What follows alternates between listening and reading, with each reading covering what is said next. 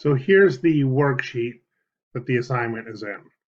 So there's a bunch of the lines. These are the same lines that I used from the other assignment with the letters, same color even. And here are the 14 Caminals. You can see the numbers on the bottom right, nice and easy.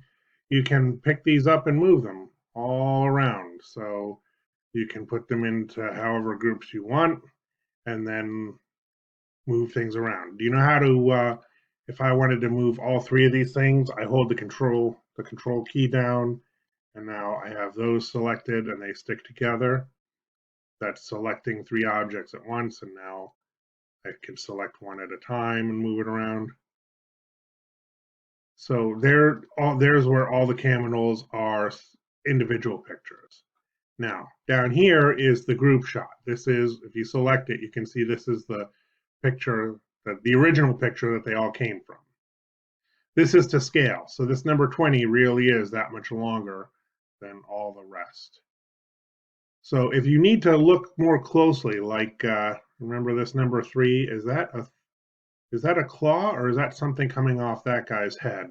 Does he have like a nose or something? So you can make this picture nice and big so you can see, and then you can see that, yeah, actually that is like a nose off his head that has a thing coming down. Oh, and look, and this guy has a nose off his head too.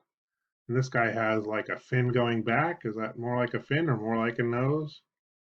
So, you know, there's good details in here, and if you need to get a closer picture, then you can use this. Now, I've moved this around a few things. So if I just want to go back, I'm going to hit Control Z, and there, it's back to where it was shrunk down to normal size rather than me trying to grab it and shrink it back down. And then if you scroll way down, there's the hint.